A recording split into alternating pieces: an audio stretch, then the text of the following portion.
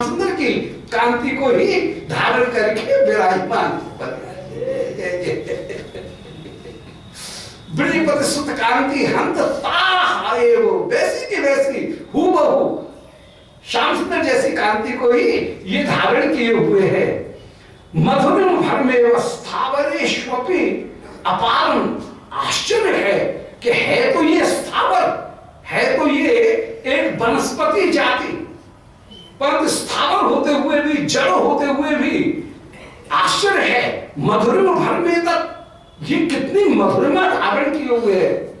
स्थावरेशु, स्थावरों के बीच में होते हुए भी, वनस्पति के बीच में होते हुए भी क्या माधुर्य के भर माने अधिकता, भर माने अधिक, माधुर्य के किस आधिक्य को यह धारण किए हुए है। अपारम, अपार माधुर्य को धारण करा है। सो मधुरिम भरम स्थावरेशोपि अपारम, अपार माधुर्य भर को धारण करता है। यत असुजत एकम नौमी धातार में वो, जिस विधाता ने इसकी रचना की उस विधाता को मेरा दंडवत है, उस विधाता को मेरा दंडवत है। यहां पर विधाता कौन है? लीला शक्ति। ब्रिज में विधाता कोई और विधाता नहीं है। ब्रिज का विधाता कौन है? यहां पर लीला को चलाने वाली वस्तु कौन सी है? वो लीला शक्ति। लीला शक्ति विधाता होकर के विराजमान है। ऐसा कहकर के श्री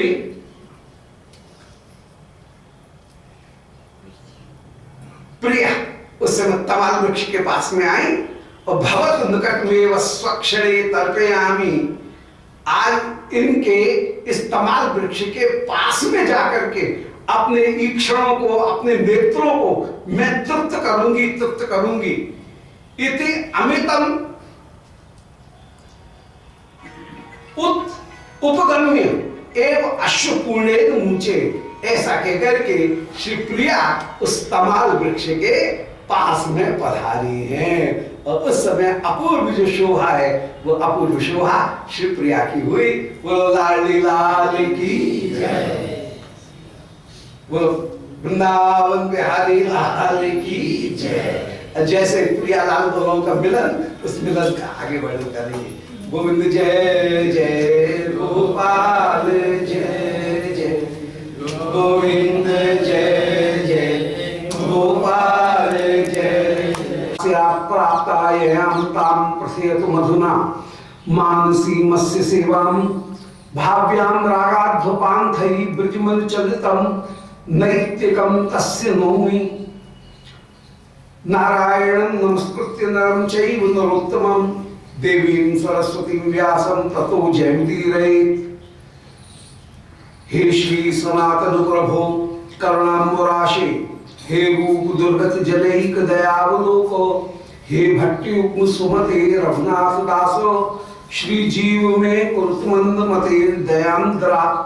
तुलसी गानम यत्र यत्र पद्मवनानिचो, पुराण पठनम यत्र तत्र सन्निहितो हरिः। बोलो श्री वृंदावन बिहारी लाल की जय। परम मंगल श्रीमद् कृष्ण भावनामृत महाकाव्य, जिसमें प्रदोषकालीन लीला के अंतर्गत श्री स्वामी जी के श्याम सुंदर के पास में रात्रि श्रीमद् वृंदावन योगपीठ में अभिसार करने की लीला का श्री विश्वनाथ चक्रवर्ती पाद निरूपण कर रहे थे। शिवप्रिया जिस समय पधार रही है, सुंदर आपकी बेनी झूठा खा रही है, और वो बेनी ही जिस समय प्रिया के कंधे के ऊपर अपूर्व शोभा को प्राप्त हो। प्यारी की बाएं कंधे के ऊपर जिस समय उनकी ही बेनी आई, उस बेनी को देख करके चौंक करके शिवप्रिया उस समय ललता से कह रही है कि अरे ललता, अपने इस सखा को रोकना, देख ये अपनी भुजाओं से मेरे कंठ को ग्रहण करना चाह रहा है। अपनी भुज लता को ये मेरे कंठ में डाल रहा है। उस समय श्री ललता जी हंसती हुई कह रही हैं, बोले अरे सखी देख, तू स्वयं अपूर्व से भ्रमित होती हुई विराजमान है। तू ही श्याम सुंदर को सब कुछ दान करने में परम दाता होकर के विराजमान है। तेने अपनी नासिका को श्याम सुंदर की गंध को प्रदान कर दिया, अपने नयनों को श्याम सुंदर के रूप को प्रदान कर दिया। तुझसे बढ़कर के कोई दूसरी दाता है नहीं। जगत में पहले कोई कर्ण प्रसिद्ध था, परंतु वो कर्ण एक था, परंतु तेने अपने दोनों कानों को श्याम सुंदर के गुणानुवाद में समर्पित कर दिया। पहले दाता रूप में एक प्रसिद्ध था बलि, परंतु तूने त्रिवली को ही श्याम सुंदर को दान कर दिया। मैं तो धर्मशास्त्र को जानने वाली हूं, और धर्मशास्त्र ये कहता है कि दाता यदि देना चाहे और गृहीता यदि ग्रहण करना चाहे तो बीच में यदि कोई भांजी मारे तो उसको तो पाप लगता है। तो मैं धर्म को जान करके इस पाप में क्यों पढ़ूं? ऐसे सखीगण प्रयास करते हुए जो विराजमान है, श्री श्याम सुंदर प्रिया के नूपुर की ध्वनि को जो कान में सुनते हैं सो एकदम विफल हो जाते हैं, और विफल होकर के पेड़ का सहारा लेकर के, तमाल वृक्ष का सहारा लेकर के आप विचार कर रहे हैं कि ये प्रिया के नूपुर की ध्वनि है कि कोई और ध्वनि है, किसी चटक पक्षी की ध्वनि है, ऐसा विचार कर रहे हैं। तो ऐसा विचार करते करते श्री श्याम सुंदर जो विराजमान, श्री श्याम सुंदर की अपूर्व कांति का दर्शन करके श्री विशाखा जी उस समय कहती हैं कि अरे सखी देख, सामने तुझे तेरे प्रिय का ही मैं दर्शन कराती हूं, और सामने प्यारे हैं।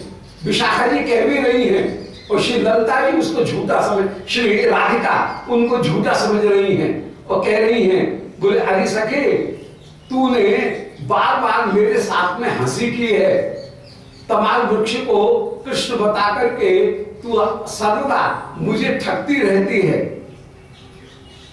श्री प्रिया के इस भ्रम को देख करके श्री सखीगण अपूर्व रूप से आनंदित हैं, और सखीगण राधिका से ये कह करके कि अरे सखी हो सकता है दूर के कल्प वृक्ष के पास में कहीं श्याम सुंदर हो, हम तो वहां जाते हैं, तू इसी तमाल वृक्ष का सहारा लेकर के यहाँ प्रतीक्षा करना, हम अभी आती हैं, श्याम सुंदर को ढूंढ करके हम लाती हैं। और ऐसा कहकर के सखी श्री प्रिया को बकुल कुंज में प्रवेश करा करके सखी दूर निकल गई हैं, और श्री प्रिया उस समय श्री श्याम सुंदर का जब तमाल वृक्ष का सामने दर्शन कर रही हैं, श्याम सुंदर को तमाल वृक्ष जैसा ही समझ रही है, भ्रांति को प्राप्त हो रही है कि तमाल वृक्ष है कि श्याम सुंदर है। सर्वत्र सर्वत्र इनको कृष्ण ही दिख रहे हैं। फिर कह रही है अरे ये सखी मुझे सर्वदा सर्वदा भ्रमित करती हैं, ये तो तमाल वृक्ष होगा। ऐसा विचार करके शिवप्रिया जो विचार कर रही हैं, भ्रम में है, श्याम सुंदर प्रिया के भ्रम को पक्का करने के लिए अपने उत्तरी दुपट्टा जो ओढ़ रखा है पीतांबर, उस पीतांबर को उतार करके फेंक देती और अपने हाथ ऊंचे करके टेढ़े करके किसी डाली को पकड़ करके एक हाथ जो है वो आगे बढ़ा करके डाली को पकड़ करके श्री श्याम सुंदर वृक्ष का आकार बना करके खड़े हो जाते हैं। और श्री प्रिया उस समय उस वृक्ष का दर्शन, श्याम सुंदर का दर्शन करके ये ही समझ रही है कि ये कोई अपूर्व तमाल वृक्ष है, और तमाल वृक्ष समझ करके उस तमाल वृक्ष के पास में ये कोई अपूर्व तमाल है, उस अपूर्व तमाल के पास में शिवप्रिया पधार रही हैं। कह रही हैं कति कतिन तमाला, कल हो गया था ये श्लोक, कति कतिन तमाला लोकिता संति, मैंने कितने कितने तमाल वृक्षों को नहीं देखा है, परंतु ये तमाल कुछ अद्भुत है। ब्रजपति सुत कांति हंत ताये धत्ते, ये तो श्री ब्रजसुत ब्रजराज कुमार श्री श्याम सुंदर की ही अद्भुत कांति को धारण करता है। मधुरिम भरम, यह मधुरमा के भार से युक्त है, मधुरमा की अधिकता से युक्त है। और एवं स्थावरेषु अपि अपारम, ऐसे स्थावरों में भी जिस अपूर्व मधुरमा से के भार से युक्त ऐसे तमाल वृक्ष को किसी विधाता ने प्रकट किया, तो जिस विधाता ने ऐसे तमाल वृक्ष को प्रकट किया जिसमें श्याम सुंदर की मधुरमा का संपूर्ण भार विराजमान है, स्थावर जाति में भी ऐसे तमाल वृक्ष को भी आहा विधाता ने प्रकट कर दिया। यद असृजत एकम नौ विधाता मेकम, मेवो, ऐसे उस विधाता को मैं प्रणाम कर रहा हूं, कर रही हूं, जिसने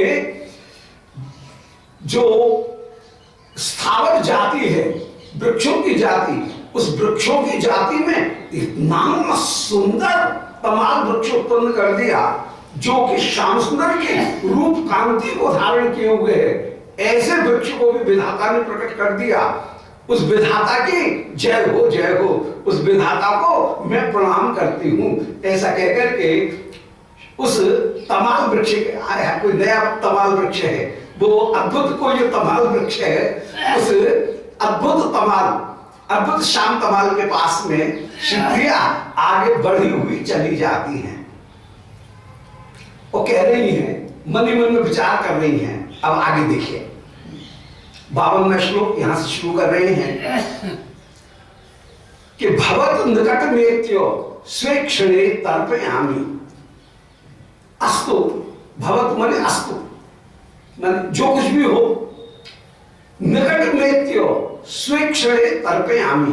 अब मैं इस तमाल वृक्ष के पास में चलती हूं और जब तमाल वृक्ष के पास में जाकर के स्वीक्षणे तर्पयामि, अपनी आंखों को अब मैं तृप्त करूंगी। अब मैं निकट जाकर के अपनी आंखों को तृप्त करती हूं, तृप्त करती हूं। इति अमृतम उत उपगम्य, ऐसे अमृत हर्ष जो है, अमृतम मृदु उपगम्य, मृदु अमृत मुद उपगम्य, अमृतम उत उपगम्य, ऐसे अमृत हर्ष जो है उस हर्ष को प्राप्त करके, अमृत माने जो मित नहीं है, मित माने थोड़ा, अमृत माने जो मित नहीं हो, कम न हो, उसका नाम है अमित। ऐसे अमितम उत उपगम्यो, उत ये हर्ष में, अमित हर्ष को ही उपगम्य माने प्राप्त करके अश्वपूर्णे मुचे, श्री राधिका के हर्ष में आंसू टपक आए, आंखें डबडबाई हैं और श्री राधिका उस समय हर्ष के साथ में पास में पधारी और पूछे, वो जो कोई है कोई अद्भुत तमाल, तो जो अद्भुत तमाल है उस तमाल से वार्तालाप करने लगी। श्याम सुंदरी बने हुए वो तमाल वृक्ष, हाथ ऊंचा करके, एक हाथ यों टेढ़ा करके, एक हाथ फैला करके, एक हाथ ऊंचा करके श्याम सुंदर तमाल वृक्ष बन करके खड़े हो गए हैं। दुपट्टा उतार करके श्याम सुंदर ने नीचे रख दिया है और हाथ ऊंचे करके तमाल वृक्ष के समान ही तमाल वृक्ष बन करके आप खड़े हो रहे हैं। उन श्याम सुंदर से ही को तमाल वृक्ष समझ करके शिवप्रिया कहने लगी, तो अमृत अमितम उपगम्य, अमित आनंद जो है उनको प्राप्त करके अश्वपूर्णा, आंखों में आंसू भी आ गए हैं आनंद के कारण। और उस समय एकदम ऊंचे उस तमाल वृक्ष से श्री राधिका वार्तालाप करने लगी और कह रही हैं कि हे निरुपम रुचि जात, हे तमाल वृक्ष आप तो अद्भुत रुचि के समूह हो, निरुपम रुचि जात, अद्भुत रुचि के समुद्र हो।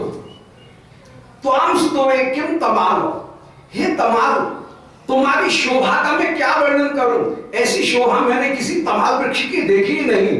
तुम तो कोई अद्भुत हो, विधाता ने केवल एकमात्र तुमको ही रचा है उस विधाता को भी प्रणाम है और तुमको भी प्रणाम है। त्वाम स्तुवे किम तमारो, मेरे पास में शब्द नहीं है, मैं किन उपमानों के द्वारा तुम्हारी स्तुति को करूं। हे तमाल, तुम आई नहीं नगह, मैं तो ये कहूंगी कि तुम वृक्ष नहीं हो, तुम तो कृष्ण एवास साक्षात, तुम तो साक्षात कृष्ण ही हो। बोलो बिहारी लाल की जय, वृंदावन बिहारी लाल, तुम तो साक्षात वृंदावन बिहारी लाल ही हो, तुम तो साक्षात गोविंद ही हो, तुम वृक्ष नहीं हो।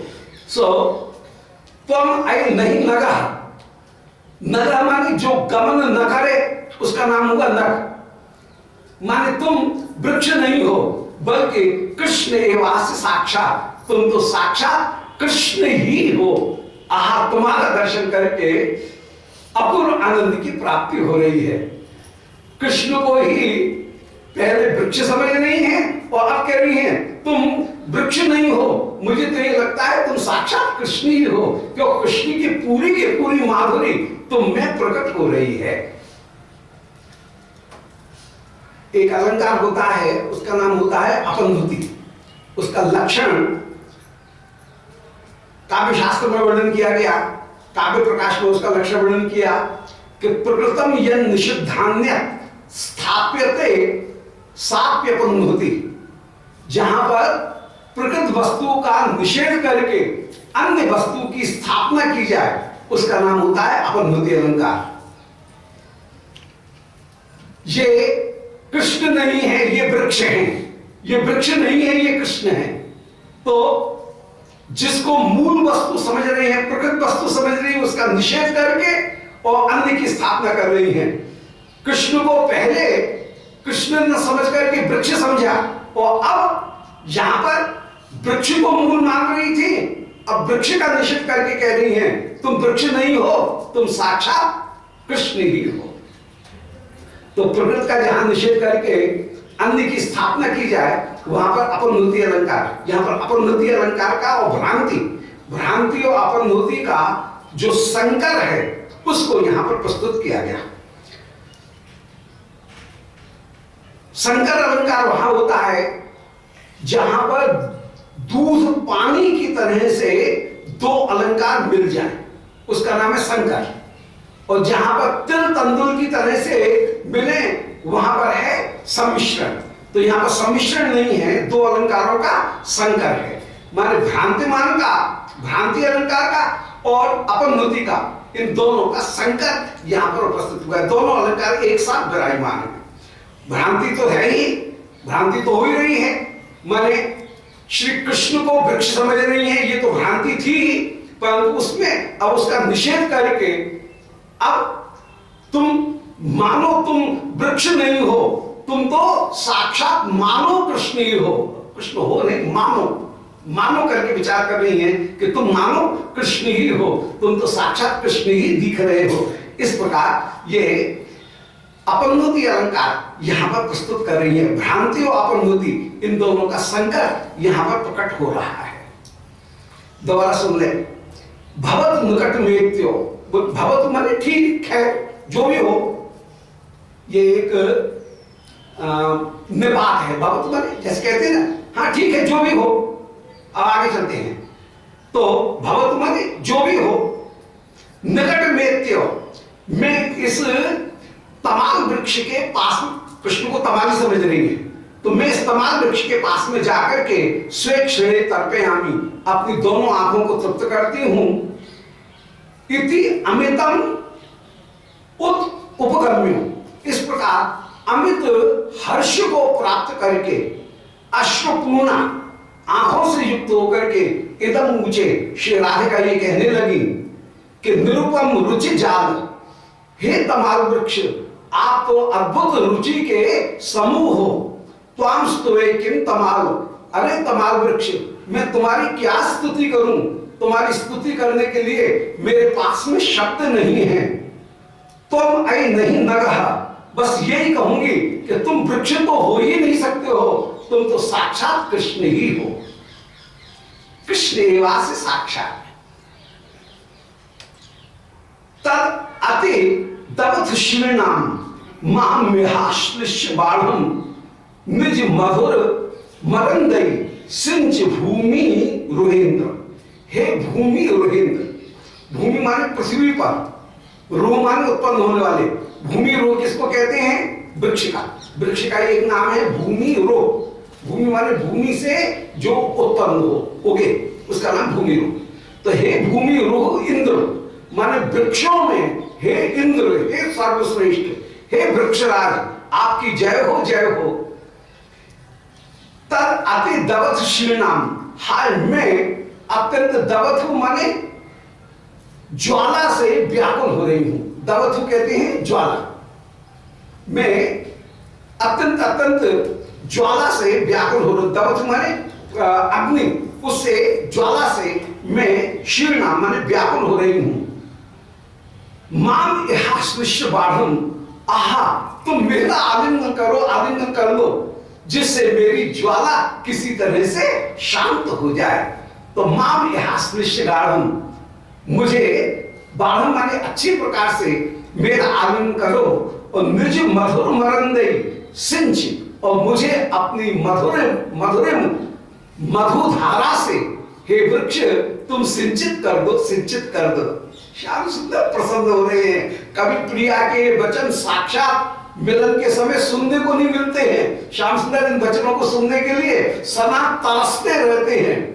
प्रिया कभी भी अपने मुख से मिलन की प्रार्थना नहीं करती है, परंतु आज एकांत में श्याम सुंदर को वृक्ष समझ करके एकांत में शिवप्रिया अपने हृदय के भावों को कहने लगी, और श्याम सुंदर के लिए वो जो प्रिया के वचन हैं वे अमृत के समान, एक दुर्लभ अमृत के समान उनके कान में जाकर के श्याम सुंदर को आनंदित करते हुए विराजमान है। क्योंकि ये वचन सामान्य स्थिति में परम परम दुर्लभ, कभी असंभव, सामान्य स्थिति में कभी प्रिया के मुख से ऐसे वचन निकलते ही नहीं है।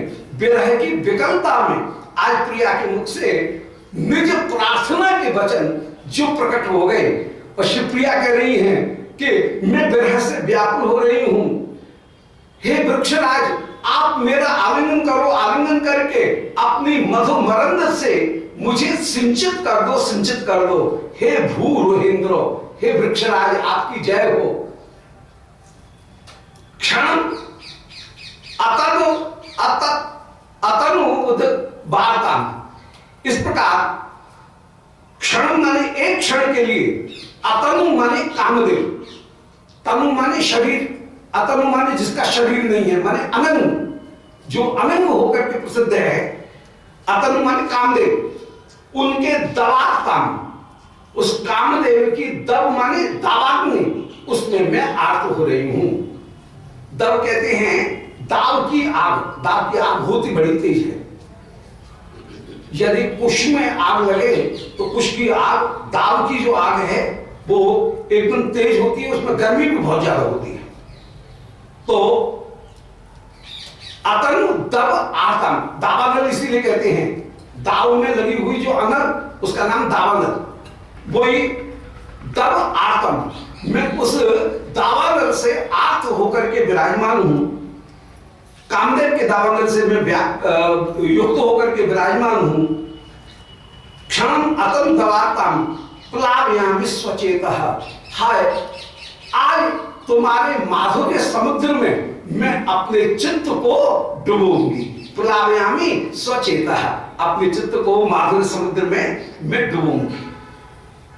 तो कह रही हैं सुख जलद तरंगई साधतई एव तावक, तुम सुख जल की तरंग हो, उन तरंगों के द्वारा ही क्षण प्लावयामी, उस तरंग में ही मैं अपने आप को डूबूंगी। दोबारा सुन ले, तदति दवथ शीर्णा, मैं अत्यंत अत्यंत, दवथ माने ज्वाला में जल रही हूं।